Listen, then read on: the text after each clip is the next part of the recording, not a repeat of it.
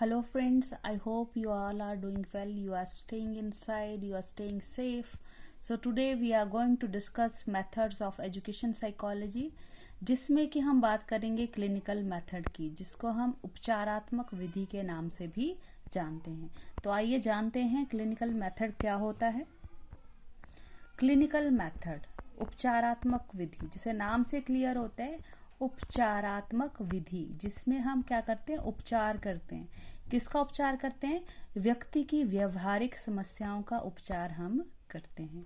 तो उपचारात्मक विधि का उपयोग मुख्यतः हम ऐसे व्यक्तियों के बारे में जानकारी एकत्रित करने के लिए करते हैं जो किसी व्यवहारात्मक समस्या जैसे कि कुसमायोजन, जिसको हम मॉल एडजस्टमेंट कहते हैं, जो आगे हम बात करेंगे, से जूझ रहे हैं, तथा इस जानकारी के आधार पर हम व्यक्तियों की समस्याओं का समाधान निकालने की कोशिश करते हैं। तो ये होता है आपका क्लिनिकल मेथड। अब हम बात करेंगे कुसमायोजन यानी कि मॉल एडजस्टमेंट की। तो आप जानते हैं कि एक सक्सेसफुल लाइफ जीने के लिए एडजस्टमेंट यानी समायोजन का होना बहुत आवश्यक होता है। एडजस्टमेंट क्या होता है कि व्यक्ति किसी भी वातावरण में अपने आप को उसके अकॉर्डिंग या वातावरण को अपने अकॉर्डिंग ढाल ले, तो वो आपका एडजस्टमेंट होता है कि वातावरण के अकॉर्डिंग हम खुद को ढाल लेते हैं। तो एक सक्सेसफुल लाइफ जीने के लिए हमें एडजस्टमेंट करनी आनी चाहिए। लेकिन कुछ व्यक्ति जो हैं इजीली एडजस्ट नहीं कर पाते हैं, वो परेशान हो जाते हैं, दुखी हो जाते हैं या अनकंफर्टेबल फील करना शुरू हो जाते हैं। तो कुसमायोजन का पता हम कैसे लगा सकते हैं कि जो व्यक्ति जैसे जिनका व्यवहार कैसा होता है, नंबर 1 असामाजिक, एंटी सोशल बिहेवियर, जो समाज में जो आपका एप्रिशिएबल बिहेवियर नहीं है वैसा व्यवहार वो करते हैं, असामाजिक व्यवहार करते हैं।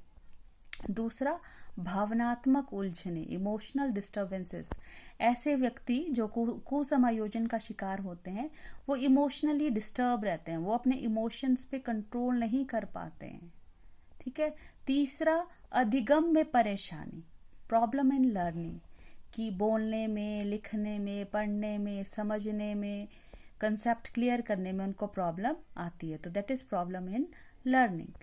तीसरा है विषय संबंधी पिछड़ापन, बैकवर्डनेस इन सब्जेक्ट्स, जैसे कुछ लोग किसी या सभी सब्जेक्ट्स में या कुछ पर्टिकुलर सब्जेक्ट्स में, जैसे आपका मैथ हो गया, साइंस हो गया या इंग्लिश हो गया, इनमें क्या होते हैं, बैकवर्ड रहते हैं, इजीली उनके कंसेप्ट्स को वो ग्रास्प नहीं कर पाते हैं, तो उसमें वो पिछड़े हुए रहते हैं। अगर व्यक्ति में ये विशेषताएं हैं तो हम पता लगा सकते हैं कि वो कुसमायोजन, वो मॉल एडजस्टेड है, उनमें मॉल एडजस्टमेंट है। अब हम बात करेंगे उपचारात्मक विधि का उद्देश्य, कि क्लिनिकल मेथड्स के क्या ऑब्जेक्टिव्स हैं।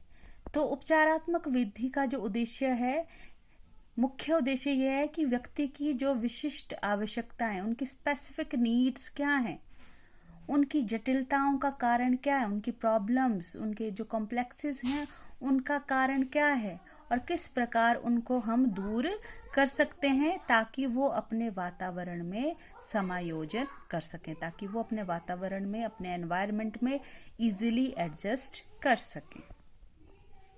अब हम बात करेंगे प्रोसेस के बारे में, प्रोसेस ऑफ क्लिनिकल स्टडी, उपचारात्मक विधि की प्रक्रिया।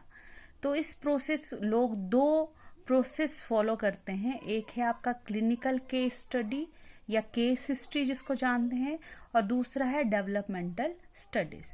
तो एक एक करके हम इस पे बात करेंगे। सबसे पहले हम बात करेंगे क्लिनिकल केस स्टडी और केस हिस्ट्री। नाम से क्लियर हो रहा है कि इसमें हम केस, जो व्यक्ति है केस, उसकी हम क्या करेंगे, स्टडी करेंगे, अध्ययन करेंगे, या उसकी हिस्ट्री, उसका इतिहास जानने की कोशिश करेंगे, उसकी हिस्ट्री प्रिपेयर करेंगे। तो केस स्टडी या केस हिस्ट्री बनाने के लिए हम क्या करते हैं, सबसे पहले हम करते हैं जानकारी एकत्रित करते हैं, डाटा कलेक्शन। इसमें हम व्यक्ति की गहन जानकारी एकत्रित करते हैं, जन्म से लेके अब तक उसके प्रेजेंट की, पास्ट की, उसकी पूरी जानकारी हम एकत्रित करते हैं, ताकि हम व्यक्ति की समस्याओं के कारण, कि किस कारण से व्यक्ति को वो समस्या सामने आई है, उसका पता हम लगा सकें। और इस प्रोसेस में, डाटा कलेक्शन में हम कई तरह के इंस्ट्रूमेंट्स का यूज करते हैं, जैसे ऑब्जर्वेशन, निरीक्षण करते हैं, उसकी इंटरव्यू लेते हैं, उसका मेडिकल एग्जामिनेशन करते हैं, उसका इंटेलिजेंस टेस्ट, पर्सनैलिटी टेस्ट, उसके व्यक्तित्व परीक्षण या आपके उसके इंटेलिजेंस टेस्ट का हम यूज करते हैं, ताकि हम उसकी पूरी पर्सनैलिटी के बारे में, उस व्यक्ति के पूरे व्यक्तित्व के बारे में जान सके। इसमें हम केस हिस्ट्री जब हम प्रिपेयर करते हैं तो बच्चे के पास्ट की, उसके प्रेजेंट की, उसकी पूरी इंफॉर्मेशन हम कलेक्ट करते हैं। घर से संबंधित, स्कूल से संबंधित, फ्रेंड सर्कल से संबंधित, आस पड़ोस से संबंधित पूरी इंफॉर्मेशन हम कलेक्ट करते हैं और उसकी हिस्ट्री हम बनाते हैं। और हम पता लगाते हैं कि किस कारण से बच्चे में कुसमायोजन हुआ है, क्या कारण है माल एडजस्टमेंट का, और कैसे हम उसको ठीक कर सकते हैं। तो केस हिस्ट्री अगर हम बात करें तो केस हिस्ट्री जब हम प्रिपेयर करते हैं तो वो कैसी दिखती है, क्या क्या आता है उसमें। सबसे पहले आता है प्रारंभिक जांच, प्रिलिमिनरी एग्जामिनेशन, जिसमें आता है बच्चे का नाम, उसकी आयु, उसका लिंग, उसके माता पिता की उम्र, उनका व्यवसाय, उनकी आय, उनके उस व्यक्ति के बच्चे के भाई बहन कितने हैं, उनका सोशल स्टेटस क्या है। और पास्ट हिस्ट्री के बारे में अगर हम बात करें तो गर्भ अवस्था के समय माता की अवस्था कैसी थी, उनकी फिजिकल कंडीशन कैसी थी, मेंटल इमोशनल कंडीशन कैसी थी, जन्म के समय माता की अवस्था कैसी थी, बालक का विकास कैसा हुआ, नॉर्मल या कुछ एबनॉर्मेलिटीज तो नहीं थी, और आफ्टर बर्थ, जन्म के बाद उसकी शारीरिक, मानसिक या उसकी इमोशनल, भावनात्मक जो स्थिति है वो कैसी, उसका विकास कैसा हुआ, उसके बारे में हम पूरी इंफॉर्मेशन रखते हैं। उसके बाद प्रेजेंट कंडीशन की बात करें तो शारीरिक स्टेटस क्या है, उसका फिजिकल स्टेटस, तो उसके लिए हम मेडिकल जांच करते हैं कि कोई उसमें उसमें फिजिकल कोई इलनेस तो नहीं है, किसी डिजीज का शिकार तो नहीं है, जैसे स्पीच इम्पेयरमेंट तो नहीं है कि बच्चा बोल नहीं पाता है, हियरिंग इम्पेयरमेंट तो नहीं है कि उसमें सुनने में प्रॉब्लम तो नहीं है, और विजुअल इम्पेयरमेंट तो नहीं है कि उसको देखने में दिक्कत तो नहीं है, आईसाइट वीक तो नहीं है, खराब तो नहीं है। ये सारी परीक्षण हम करते हैं। और मानसिक स्थिति का पता अगर हमें लगाना हो, उसका मेंटल एबिलिटी कैसी है, तो उसके लिए हम इंटेलिजेंस टेस्ट का यूज करके उसका आईक्यू, इंटेलिजेंट क्वोशिएंट निकालते हैं, उसकी मानसिक क्षमता, उसकी जनरल इंटेलिजेंस का पता हम लगाते हैं। और तीसरा इंटरेस्ट, रुचि, कि बच्चे को क्या करना अच्छा लगता है, उसके इंटरेस्ट क्या है, उसके व्यक्तिगत इंडिविजुअल इंटरेस्ट क्या है, सोशल इंटरेस्ट क्या है, व्यवसायिक रुचि क्या है, किस व्यवसाय में वो आगे बढ़ना चाहता है, काम करना चाहता है। और सामाजिक स्टेटस की अगर हम बात करें तो उसका घर का माहौल कैसा है, उसके मित्र, उसका जो मित्र मंडली है, उसका फ्रेंड सर्कल है वो कैसा है, सामाजिक वातावरण कैसा है, उसका पड़ोस का माहौल कैसा है, ये सारी चीजें बच्चे के सामाजिक विकास पर असर डालती हैं। तो इसका हम पूरी जानकारी हम लेते हैं। उसके बाद इमोशनल एस्पेक्ट की बात अगर हम करें, भावनात्मक पहलू की, तो इसमें हम जानते हैं कि बच्चे की क्या एंजाइटी है, किस चीज की चिंता है, उसको चिंता सता रही है, क्या भय है, किस चीज से उसको डर लगता है, उसका स्वभाव कैसा है, उसका रवैया, उसका एटीट्यूड कैसा है, लोगों को लेकर, चीजों को लेकर उसका रवैया कैसा है। फिर स्कूल अचीवमेंट, स्कूल में उसकी क्या पोजीशन है, उसका अपने पीयर ग्रुप के साथ, अपने क्लासमेट्स के साथ, अपने टीचर्स के साथ कैसा रिलेशनशिप है, पढ़ाई में कैसा है वो, किन चीज़ों में वो फेलियर फेस करता है, पिछड़ा हुआ है, उसकी स्पेशल अचीवमेंट्स क्या है, इन सारी चीज़ों की जानकारी हम जानते हैं। अब केस स्टडी में आपने देखा कि इतनी सारी चीज़ें, हम इतनी सारी इंफॉर्मेशन हम अलग अलग लोगों से लेते हैं, तो केस स्टडी कौन बनाता है? तो केस स्टडी बनाना एक व्यक्ति का काम नहीं है, इसको बनाने के लिए सोशल वर्कर, सामाजिक कार्यकर्ता, अध्यापक, अभिभावक, डॉक्टर तथा मनोवैज्ञानिक, ये सभी लोग मिलजुल कर केस स्टडी बनाते हैं।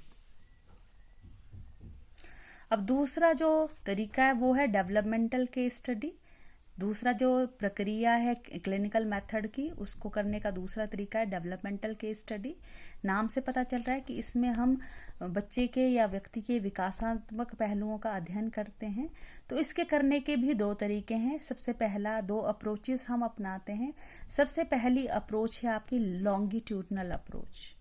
तो इस विधि में क्या करते हैं हम कि एक बच्चे को, एक व्यक्ति को या बच्चों के समूह का हम चयन करते हैं, उनको सैंपल ले लेते हैं, फिर उनकी विकासात्मक विशेषता, उनके डेवलपमेंटल जो कैरेक्टरिस्टिक्स हैं, उनका अध्ययन जन्म से लेकर प्रौढ़ अवस्था तक करते हैं। यानी कि बर्थ से लेकर मैच्योरिटी तक हम उस बच्चे का या बच्चे के समूह का डेवलपमेंटल कैरेक्टरिस्टिक, उसकी फिजिकल डेवलपमेंट कैसी हो रही है, मेंटल डेवलपमेंट, मानसिक विकास कैसा हो रहा है, शारीरिक विकास कैसा हो रहा है, सामाजिक विकास कैसा हो रहा है, भावनात्मक विकास कैसा हो रहा है, उन सारे विकासात्मक विशेषताओं का अध्ययन हम जन्म से लेकर मैच्योरिटी, प्रौढ़ अवस्था तक करते हैं।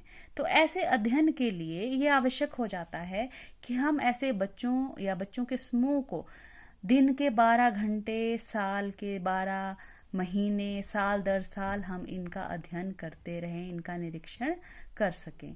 लेकिन वास्तविकता में ये संभव नहीं है कि कोई व्यक्ति किसी बच्चे या बच्चे के समूह को लगातार इतने लंबे समय तक उनका अध्ययन करना जो है वो प्रैक्टिकली पॉसिबल नहीं है।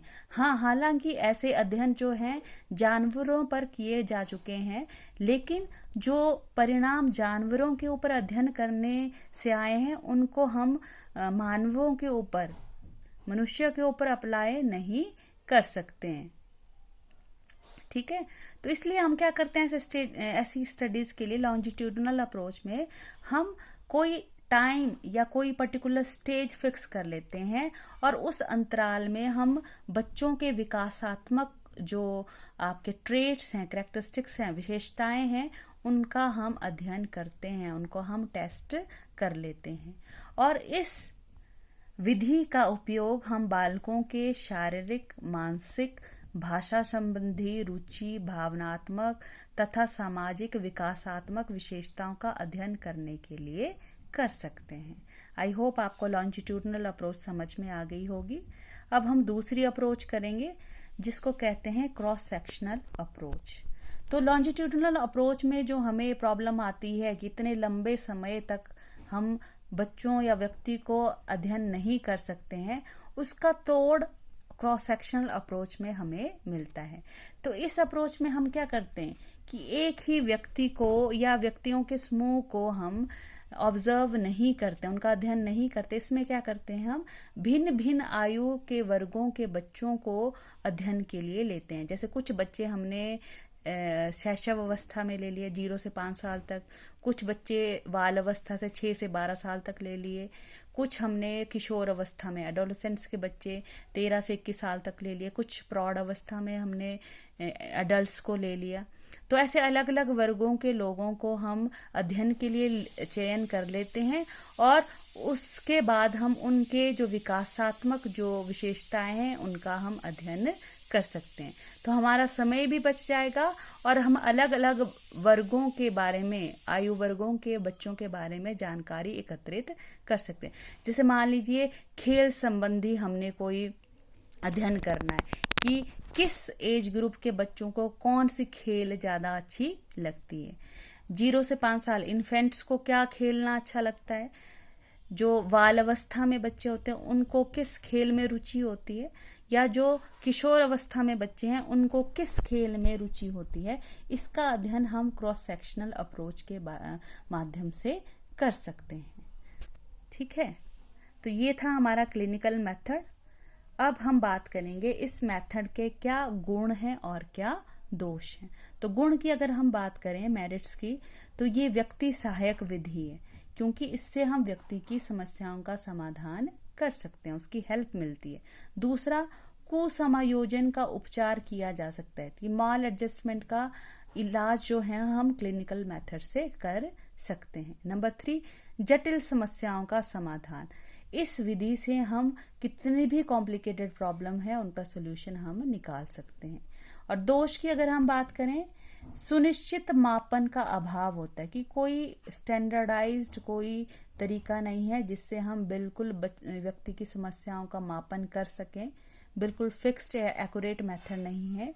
और दूसरा जो इसका दोष है वो ये है कि केस स्टडी बनाते समय हम विभिन्न लोगों से जानकारी, जैसे कि व्यक्ति के पेरेंट्स से, फ्रेंड्स से, टीचर से, उससे व्यक्ति से, उसके आस पड़ोस से हम जानकारी लेते हैं, लेकिन ऐसी जानकारी जो है वो 100% रिलायबल नहीं होती है, विश्वसनीय नहीं होती है। तो ये कुछ दोष थे इस विधि के। आई होप आपको समझ आ गया होगा। अगर आपको मेरा वीडियो अच्छा लगा हो तो प्लीज़ इसको लाइक करें, सब्सक्राइब करें और शेयर करें। Thank you.